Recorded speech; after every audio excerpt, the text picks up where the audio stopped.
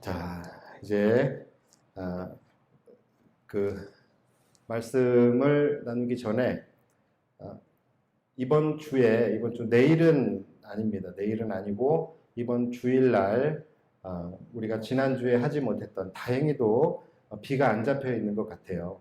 그래서 그래도 지난주에 비가 오는 가운데서도 또 우리 청년들이 엄청나게 비 맞으면서 또 땀을 흘려가면서 이게 빈지 땀인지 모를 정도로 열심히 현장에서 일을 했습니다. 참으로 감사하고 또 계속해서 이제 막바지가 되다 보니까 순간순간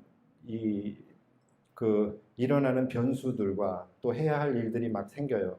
그럼 또 그때그때마다 SOS를 치면 우리 또 사랑하는 청년들이 또 자기 일 제쳐두고 와서 이렇게 일을 해주고 그렇습니다. 어제도 아주 그냥 우리 청년들이 나와서 너무너무 열심히 일을 해줬어요. 그래서 어, 정말 너무너무 힘들었어요.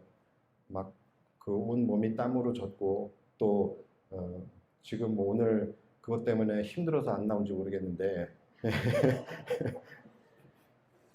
아무튼 그랬습니다. 그래서 또 제가 또 가만히 있을 수 있습니까? 또 결국은 보면은 인부를 사는 것보다 돈이 더 나가요. 그러함에도 불구하고 저는 이게 좋아요. 예. 우리 아이들은 또 그렇게 하면서 교회를 사랑하는 마음이 생기고 그렇지 않겠습니까? 또 그렇게 헌신하면서 그까짓 거뭐밥 얻어먹고 이게 뭐 됐습니까? 이것보다도 하나님으로부터 부어주시는 큰 은혜가 있잖아요. 그래서 저는 뭐 우리 아이들을 괴롭히기 위해서가 아니라 이 모든 일들에 가급적이면 우리 교회 모든 청년들뿐만이 아니라 우리 모든 장년들도 함께 좀 땀 흘리면서 좀 참여를 하면은 보람도 있고 또 내 땀이 한 방울 한 방울 들어가서 세워진 교회라는 그런 또 마음에 교회를 더 사랑하는 마음이 생기고 그렇게 되지 않겠습니까? 여러분들에게 많은 것을 바라는 거 아니에요. 일은 사다리 차가 할 거예요. 그러나 여러분들이 관심을 가지고 내 교회니까 내 교회 내가 사랑하는 마음으로 시간 내셔서 나오셔서 좀 같이 일하는데 도와주시면 감사하겠습니다. 뭐 내가 할 수 있을까? 내가 할 수 있는 일이 있을까? 이렇게 생각하지 마세요. 지금 제 목소리가 귀에 들리시는 분은 다 하실 수 있는 일이 있어요. 그러니까 그냥 오셔서 정하실 일이 없으면 그냥 구경하시고 또 구경하시면서 아이들 힘내라고 응원해 주시고 또 거기서 기도해 주시고 그럼 그걸로 되는 겁니다.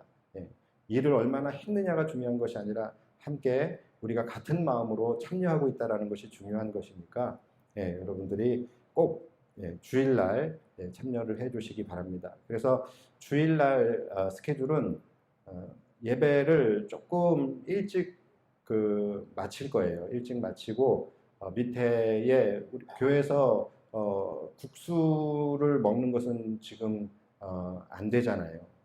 그래서 국수가 아닌 김밥으로 준비를 하려고 합니다. 그래서 간단하게 김밥을 밑에서 일을 해야 되니까 그래도 김밥을 좀 드시고 그리고 현장에 가서 짐을 이제 이렇게 옮기는 일만 조금 하면은 그렇게 오래 걸리지 않을 것 같아요. 지난주에도 보니까 실제적으로는 시간이 그렇게 많이 걸리지는 않는 것 같더라고요. 그러나 좀 힘은 들지만 그런 것 같습니다. 그래서 그렇게 하도록 하겠습니다. 그래서 참여를 해주실 수 있는 분들은 참여를 해주시기를 부탁을 드리겠습니다. 자, 로마서의 말씀 요즘에 우리가 큐티 하고 있는데요. 어려워요, 안 어려워요? 로마서 어려워요, 안 어려워요? 여러분들 이 로마서를 그 말씀 묵상하면서 드는 마음은 어떤 마음이 드세요? 질문이 너무 이상한가요? 예. 저는 이 로마서가 참 좋아요. 예. 그리고 너무나 명쾌해요.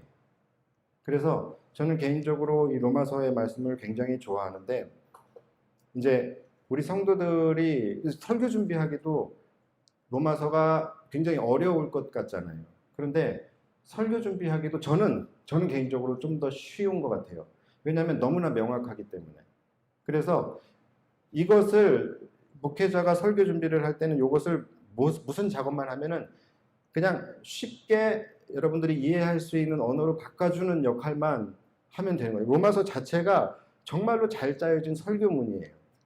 그러다 보니까 이 목회자가 하는 일은 오히려 이것을 그냥 여러분들이 이해할 수 있는 쉬운 언어로 이렇게 잘 바꿔서 해주는 작업만 하면 되기 때문에 설교 준비도 다른 본문보다는 조금 수월하다고 저는 생각이 되는데 이러면은 제가 욕을 먹겠죠. 벌써부터 지금 저 뒤에 부목사님들의 눈초리가 아주 따갑습니다. 자, 이 본문의 말씀을 보면은 바울이 우리에게 굉장히 간단해요.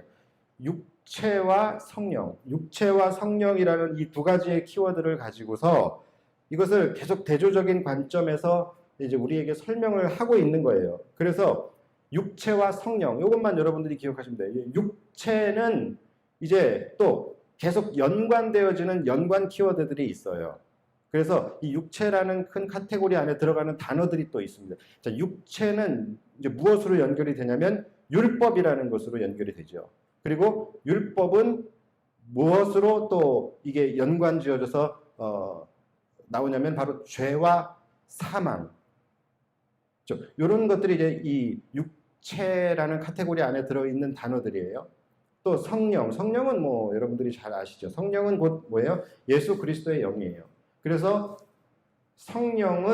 이 성령이라는 카테고리 안에는 어떤 단어들이 들어갈 수 있을까요? 뭐 여러 가지가 있겠지만 지금 이 바울이 말하고 있는 이 특정한 단어는 바로 의와 생명입니다. 그렇죠?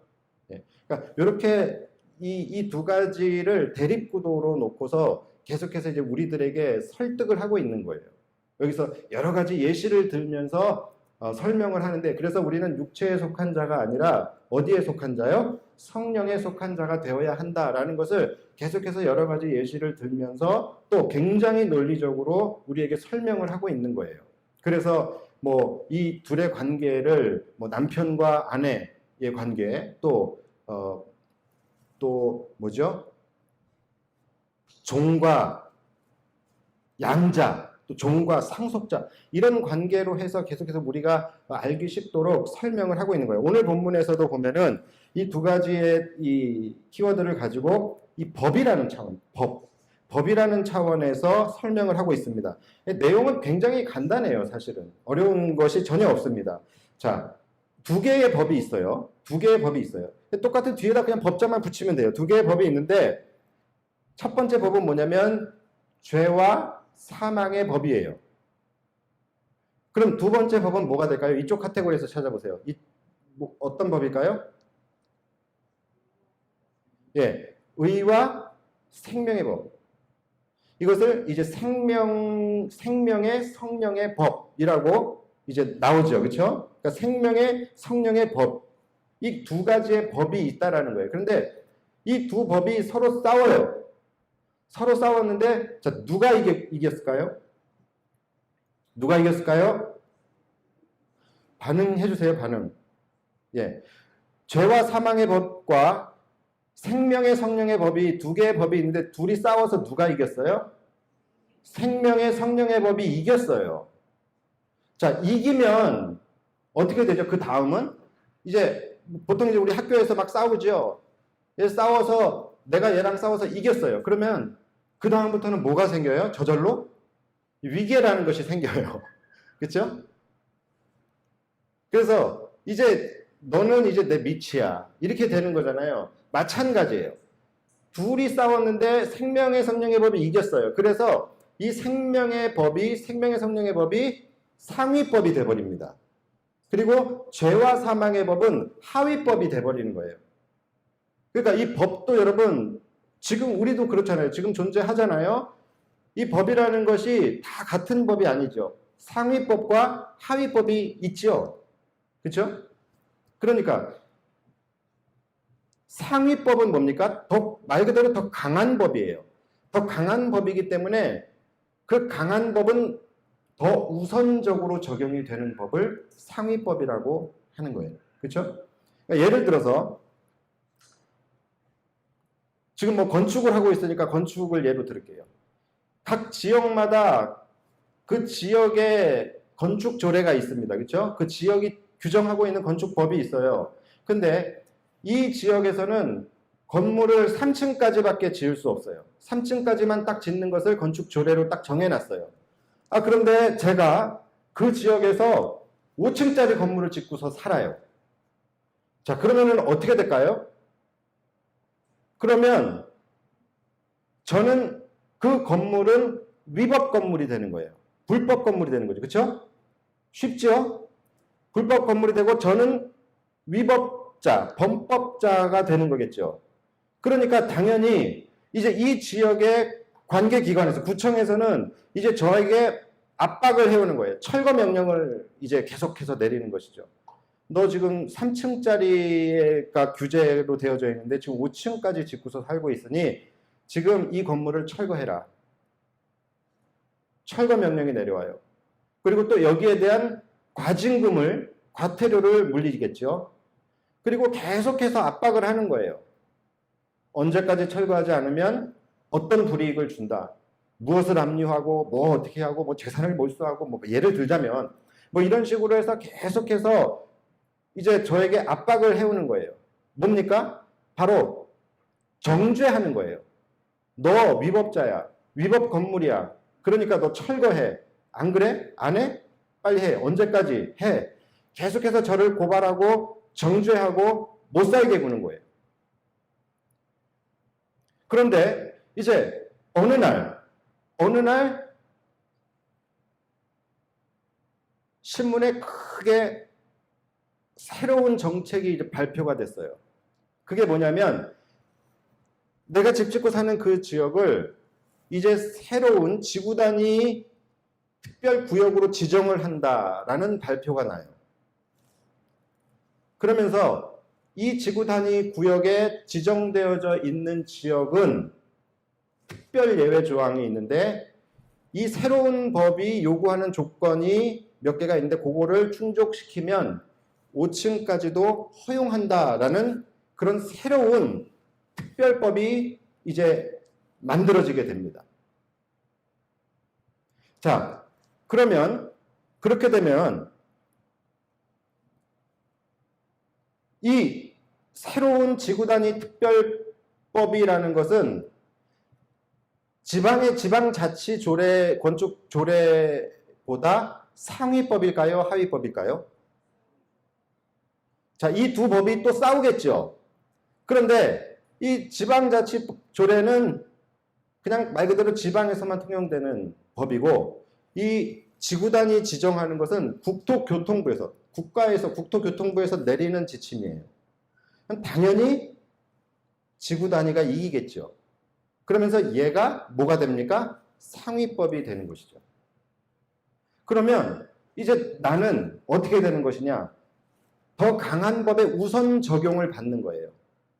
그 강한 법이 요구하는 조건만 내가 딱 지켜준다면 나는 그 법에 적용을 받을 수 있는 것이죠. 그렇죠?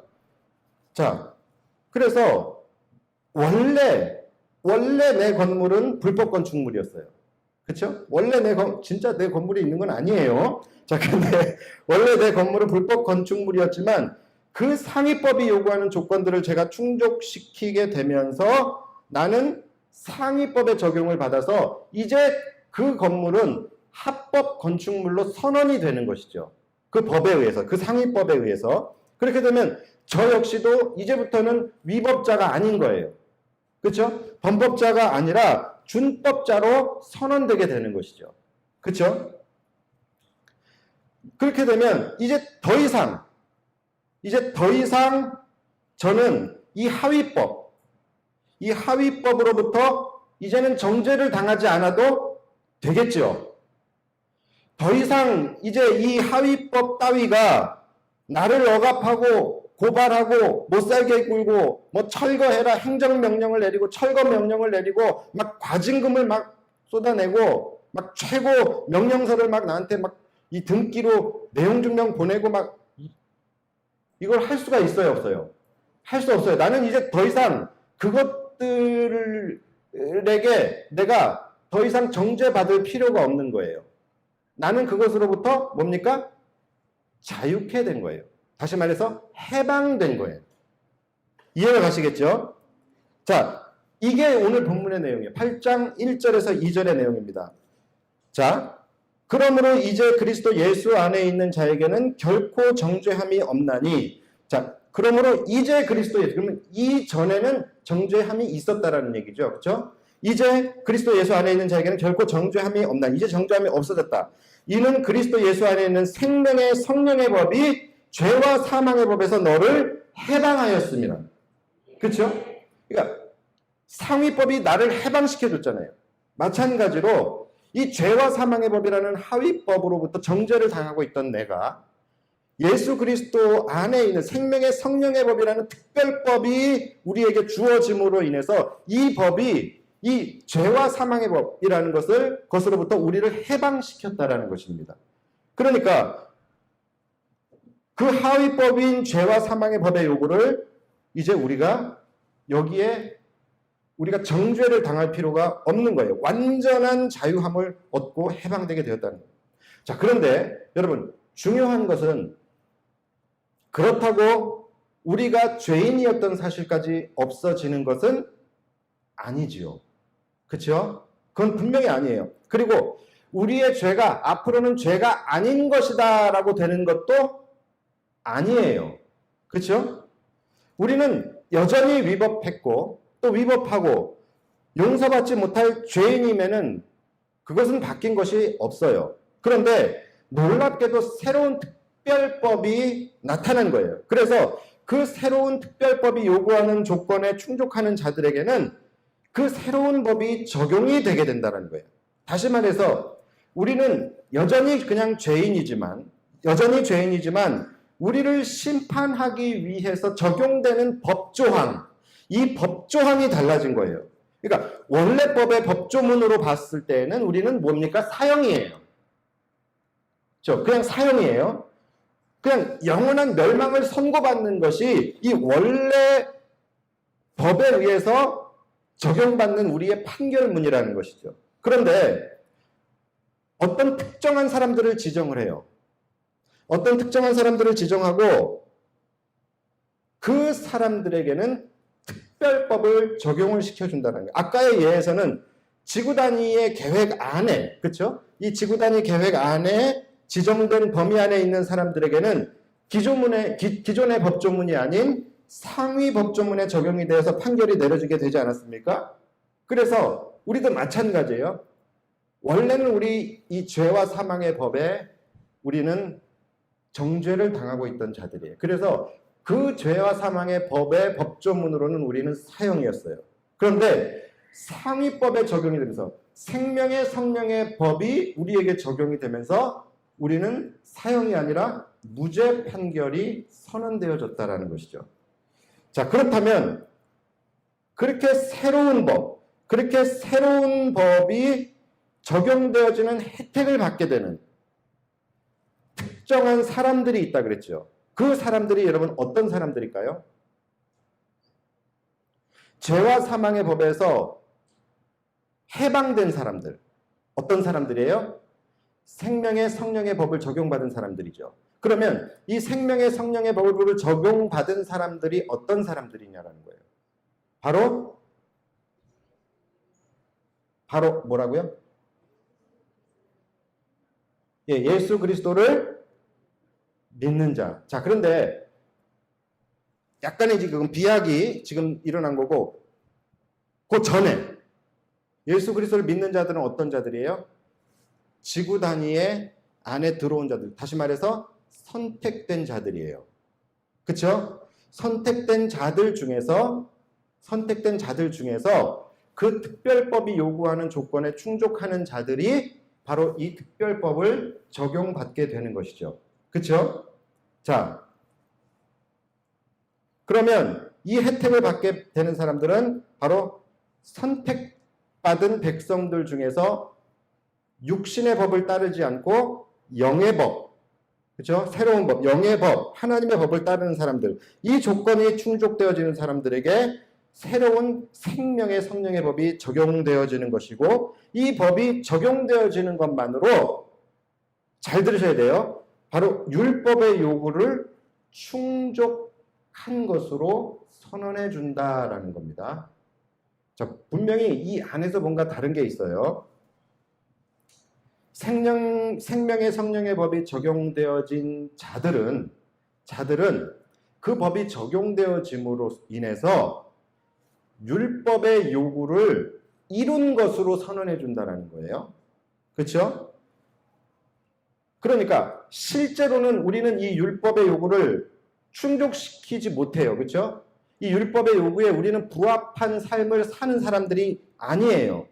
그런데 그분의 백성으로 이 지정을 받는 거예요. 선택을 받고 영의 법을 따르는 사람이 되었다는 그 이유만으로 율법의 요구를 이룬 사람으로 인정해주고 선언해준다는 거예요.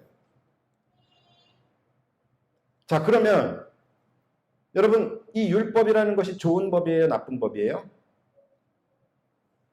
좋은 법이에요? 나쁜 법이에요? 예?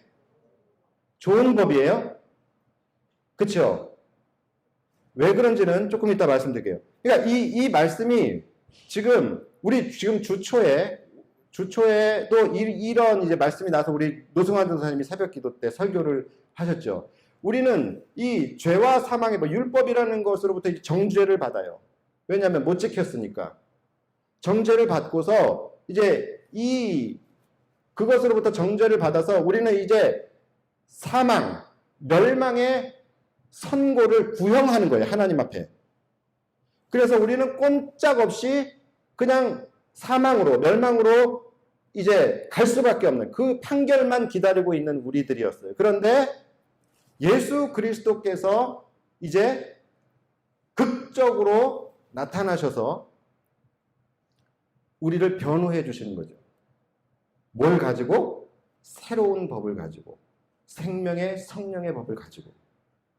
그래서 이 친구는 내가 아는 자입니다.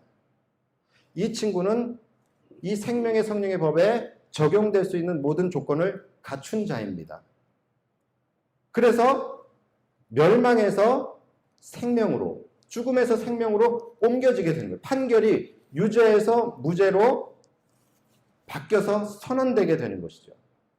그 일이 이제 우리 안에 일어나게 됐다는 거예요. 그러니까 여러분, 율법이 그러면 우리를 고발하고 정죄하고 우리에게 사형을 구형했던 그 율법이 여러분 나쁜 사람들입니까?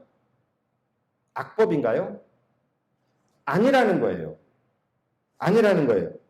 율법이 악법이어서가 아니라, 그래서 예수님이 그 악한 율법을 파기하고 타파하기 위해서 우리를 변호하고 그것 때문에 오신 것이 아니라, 율법은 좋은 법이지만 우리가 죄인이기 때문에 율법을 완벽하게 지킨다는 것이 아예 불가능해요.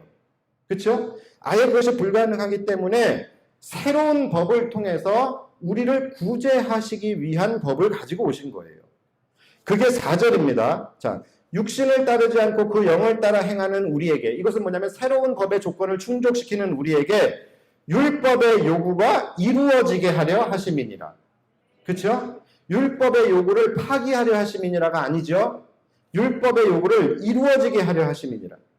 그것을 인정해 주시기 위한 법이라는 거예요. 그러니까 우리에게 주어진 이 생명의 성령의 법은 율법을 타파하는 새로운 법이 아니라 오히려 은혜로 용서와 죄사함이라는 것을 통하여 율법의 요구를 이루어주고 완성시켜 주시는 법이에요. 이해가 가시죠? 제가 고등학교 때 우리 교회 친구들이랑 같이 이제 밥을 먹었어요. 밥을 먹고서 다시 이제 교회로 이제 들어가는 길이에요. 그래서 이제 인도로에서 이렇게 걸어가는데 인원이 좀 됐어요. 한 10명 정도 됐던 것 같아요. 그래서 10명이 뭐 다 같이 갈 수는 없잖아요. 그래서 뭐 2명, 3명씩 뭐 이렇게 해서 갔어요. 그런데 한참 걸어가고 있는데 뒤에 안 따라와요. 뒤에 안 따라와가지고 야, 얘네들 어디 갔냐? 그랬더니 저쪽에서 사람들이 모여가지고서 웅성웅성 되는 거예요. 뭔가 싸움이 일어난 것 같아요. 그래서 야, 큰일 났다. 싸움 났나 보다. 그러고서 막 갔어요. 갔더니 제 친구 중에 배모 씨가 있는데, 아니, 그 친구가 그 밥을 먹고 나면 식당에서 사탕 주잖아요. 박하사탕. 이 박하사탕을 먹고 있다가 이제 뭘 했냐면은 이거를 후 뱉고 뱉으면 되는데 이걸 뱉은 다음에 발로 이걸 차는 거를 한 거예요. 또라이지요. 그러니까 이거를 그냥 뱉으면 되는데 뱉고 나서 그것을 발로 차는 거를 했는데 또 정확하게 맞았네. 이게 또 사탕이. 그래가지고 앞에서 오고 있던 그때 이제 우신고등학교인데 우신고등학교 운동부 애들이 한 명이 이제 맞았어요. 그래가지고서 이제 난리가 난 거예요. 얘네들이 이걸 그 혈기왕성한 애들이 그 사탕 맞고 그것도 빨던 사탕 그거 맞고 참습니까? 그러니까 이제 얘를 이제 죽이려고 막 가봤더니 얘가 그냥 사시나무 떨듯이 달달달달 떨면서 이 죽음의 선고를 기다리고 있는 거예요. 그래서 야 이거 큰일 났다 그러면서 이렇게 근데 전 처음에 못 알아봤어요. 머리를 이제 운동부 얘가 하면서 머리를 해병대보다 더 빡빡 밀었어요. 빡빡 밀고 그러니까 보기만 해도 아주 섬찟하게.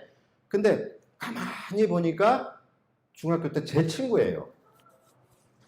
그래가지고서 제가 야 종훈아, 걔 이름이 이제 종훈이에요. 최종훈인데 야 종훈아 오랜만이다 야야 그러면서 야 얘 내 친구야. 우리 교회 다니는 내 친구야. 그러니까 나를 봐서 그냥 가라. 그래서 걔도 이제 머쓱하죠. 그래서 그 친구도 그래 그리고서 이제 그냥 갔어요. 간신히 애들을 돌려보낸 다음에 이 생각 없는 친구에게 야 너를 정죄하던 자들이 어디 갔느냐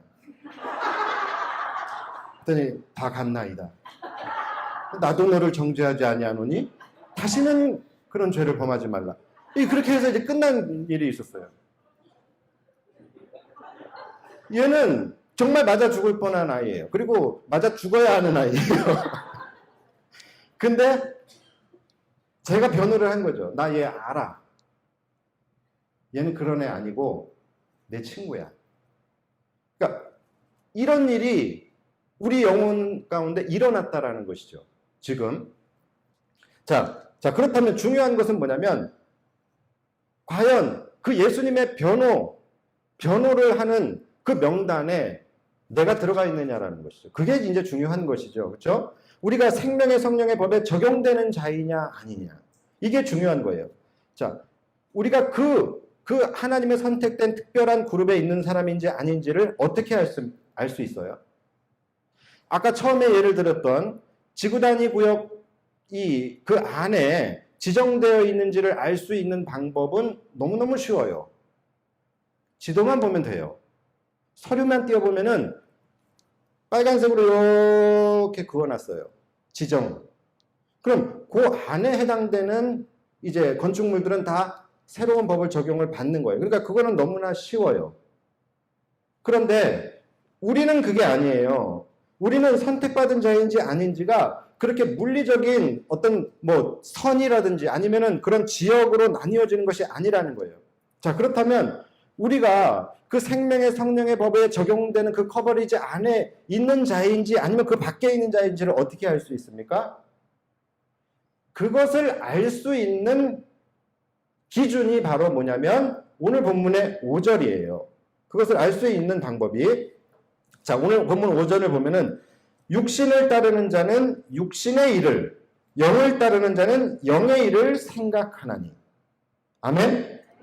자, 육신을 따르는 자, 즉 육신은 뭐랑 연결된다 그랬죠? 죄와 사망의 법이에요. 이 죄와 사망의 법을 따르는 자, 이 법 안에 적용되는 자들은 육신의 일을 생각하는 자들이에요. 육신의 일을 생각하고 육신의 일을 행하는 자들이에요. 그리고 영을 따르는 자, 즉 생명의 성령의 법에 적용받는 자는 육신의 일이 아니라 영의 일을 생각하고 영의 일을 행하는 자들이라는 거예요. 자, 이것이 바로 그 기준이 되는 거예요. 자, 영, 더 정확하게 무슨 영입니까? 성령. 성령의 일을 생각하고 성령의 일을 행하는 자. 이 자가 바로 생명의 성령의 법을 적용받는 자라는 것이죠. 자, 그것으로 우리가 어떤 법에 적용받는 자, 이 커버리지 안에 들어가 있는 자인지 밖에 있는 자인지를 알 수 있다는 거예요. 그리고 그들의 결론이 뭐냐면 바로 6절이에요. 육신의 생각은 어디로 갑니까? 이제 사망으로 가고 영의 생각은 어디로 갑니까? 생명과 평안으로 가게 되는 거예요. 그러니까 육신을 따르는 자는 육신의 일을 생각하게 되고 육신을 따른 행동을 하게 됩니다. 그래서 결국 그들은 어디로 가게 되냐면 사망으로 가게 돼요. 사망으로 가게 된다는 건 뭡니까? 죄와 사망의 법에 적용을 받고 그 판결문대로 들어가는 거예요. 그러나 영의 사람, 영의 생각을 하는 사람은 영을 따르는 자는 영의 생각을 하게 되죠. 그리고 영의 생각을 하는 자는 어디로 갑니까? 생명과 평안으로 가는 거예요.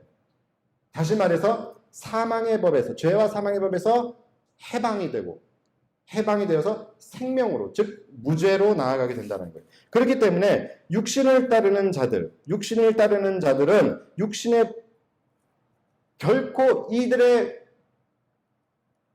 마지막 결론은 생명으로 갈 수가 없는 거예요. 죄와 사망의 법으로 적용받고 끝나는 거예요. 바울이 굉장히 지금 논리적으로 설명을 하고 있는 거예요.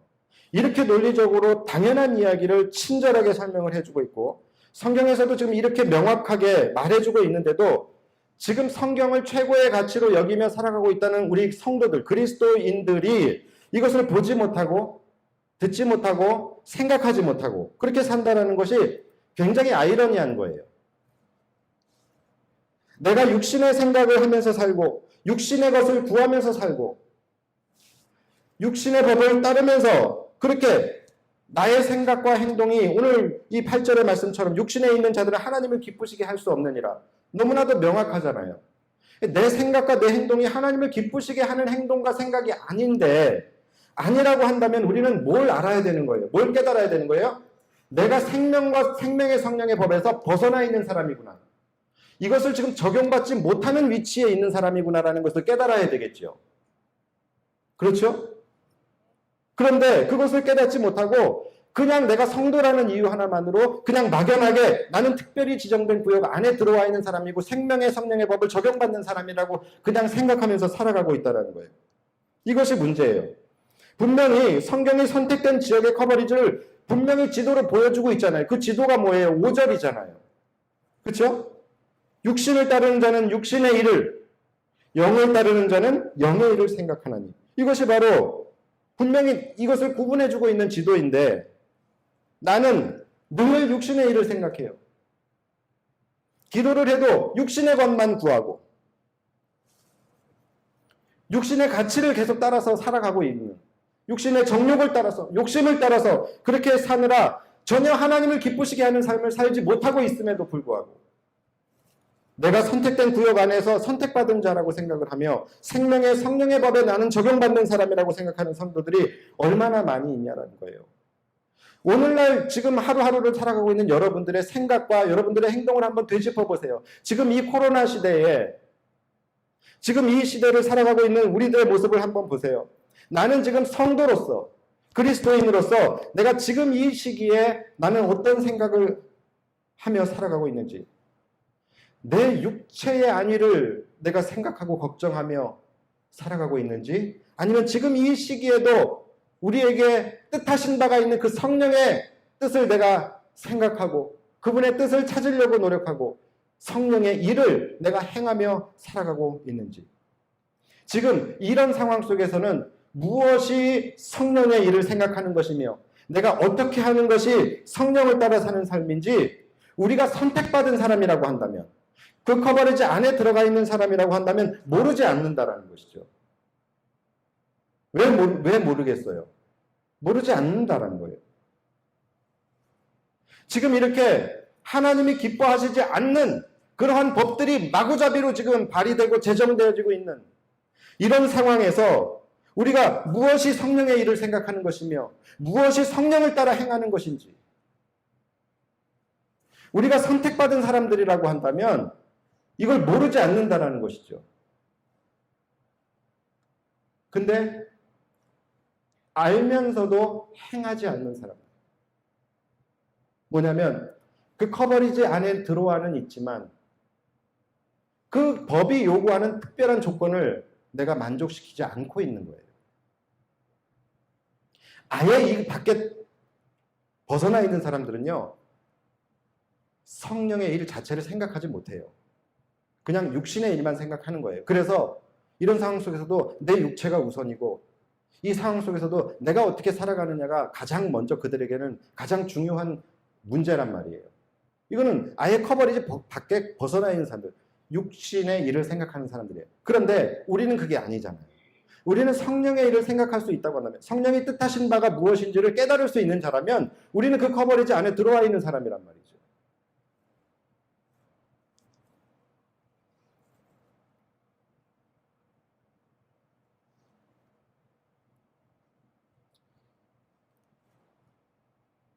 마땅히 내가 해야 할 생각, 마땅히 내가 해야 할 행동, 이것이 무엇인지 알고 성령께서 나에게 주시는 생각도 있어요. 그래서 성령을 따라 생각을 해요. 그런데 그것을 내가 거부하고 외면하고 계속해서 나는 육신의 생각을 하고 육신의 일을 행하고 있다고 한다면 우리 역시 생명의 성령의 법에 적용받지 못하는 사람이 될 수밖에 없는 것이죠. 그런데도 불구하고 그냥 나는 막연한 그냥 확신을 가지고 나는 생명의 성령의 법에 적용되어서 나는 자유케 된 사람이다라고 생각하며 살아가는 것, 너무나도 위험하고 너무나도 안일하게 사는 삶이 아닐까요? 이 시대 많은 그리스도인들이 착각하고 있는 부분이 이런 부분이에요. 내가 육신의 법에 속한 자인지 생명의 성령의 법에 속한 자인지를 어떻게 판단을 하냐면 그냥 물리적인 지역의 개념으로 이 경계를 나누려고 하는 거예요. 그 경계선이 뭡니까? 바로 교회예요. 그러니까 지도를 딱 펴놓고서 교회가 있는 곳에 빨간 선을 긋는 거예요. 그리고 여기 다니는 사람, 이 안에 있는 사람은 생명의 성령의 법에 적용받는 사람이라고 생각합니다. 이것을 물리적 지역으로 나누는 거예요. 그래서 교회를 다니냐 다니지 않느냐, 이것이 기준이 되고 내가 그냥 입술로 내가 예수 그리스도를 믿는다고 고백하느냐 안 하느냐, 이것이 기준이 되고 내가 물리적인 물 세례를 받았느냐 받지 않았느냐, 이것이 기준이 돼요. 그래서 여기에 충족되면 나는 그냥 생명의 성령의 법에 적용되는 사람이라고 그냥 생각하며 살아가는 것이죠. 이 굉장히 위험하지 않겠습니까? 분명히 그 기준이 뭔지 숨기지 않고 말하고 있잖아요. 5절에서. 그 5절이 바로 그 지도잖아요. 그러니까 그 기준이 교회가 되는 것은 맞아요. 그런데 이 지도에 나타난 물리적인 교회가 아니라는 거예요. 그 건물과 그 대지가 아니라 정말로 그리스도를 내 안에 모시고 그리스도의 인도하심을 받고 날마다 그분을 높이고 찬양하고 예배하는 삶을 사는 그 성도들의 무리, 그들이 교회 아닙니까? 그들이 바로 생명의 성령의 법에 적용받는 자들이에요. 단순히 교회를 물리적으로 다닌다고가 아니라 영적인 교회만이 그 기준이 될 수 있는 거예요. 내 안에 그리스도가 머리가 되시고, 교회라는 것이 그거잖아요. 이 교회 안에 특징이 뭡니까?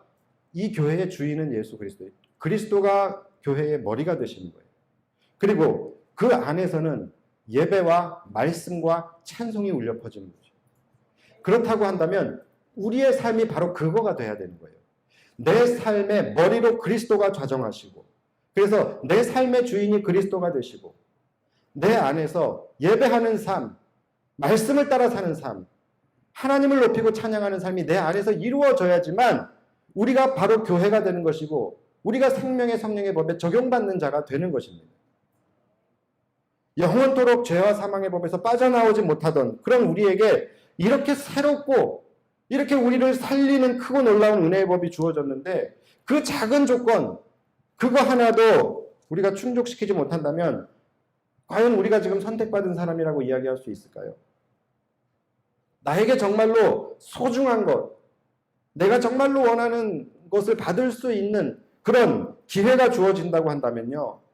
누구나 사람이라면 그것을 받기 위해서 그거보다 조금 덜 소중한 것은 버리게 되는 것이 인지상정 아닙니까? 그것이 자연스러운 거잖아요. 더군다나 우리가 버려야 할 그것들이 뭐 그렇게 중요한 것도 아니잖아요. 그렇게 어려운 것도 아니잖아요. 그저 인간의 육신적인 욕심들이에요. 이런 것들, 그에 비해서 우리가 얻게 되어지는 것은 얼마나 이 세상에서 비교할 수 없을 만큼 값진 거예요. 구원과 영생이라는 것, 생명과 평안, 내세의 영생, 엄청난 조건을 요구하고 있는 것도 아닌데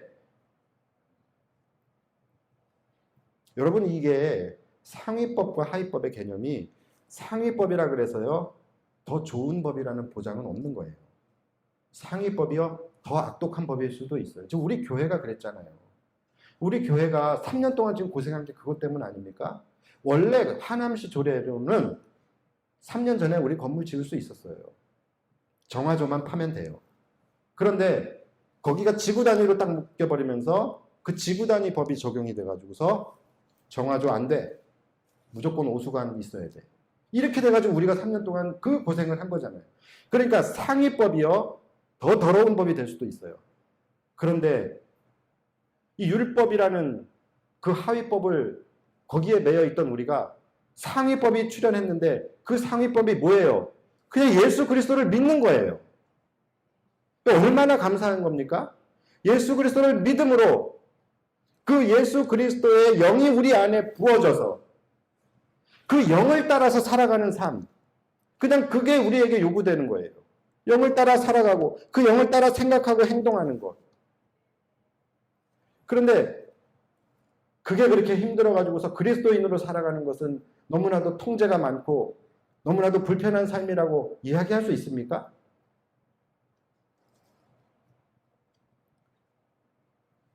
그 은혜를, 이건 은혜의 법이잖아요. 우리를 더 힘들게 하는 법이 아니라 100% 은혜의 법이거든요. 그런데 이 은혜의 법을 거부한 자가 있다고 한다면 그것을 거부한 사람의 책임이지 하나님이 불의하시다라고 할 수 없는 것이죠. 성령을 따라 은혜로 사는 삶은 우리를 구속하고 우리를 불편하게 하는 법이 절대로 아닙니다. 그것은 정말로 은혜의 법이에요. 그리스도인으로 사는 것에 대해서 불편하게 생각하는 성도들 많은데 여러분 그것은 은혜이지 족쇄가 아닙니다. 그것이 족쇄라고 생각한다면요. 그리스도인으로 사는 것이 그것 때문에 나 술도 못 먹고 담배도 못 피고 거짓말도 못하고 그렇게 살면 또 몰라. 그렇게 살지도 않으면서 힘들다고. 그런데 여러분 그것이 족쇄라고 느껴진다면요. 그 족쇄 벗어버리십시오.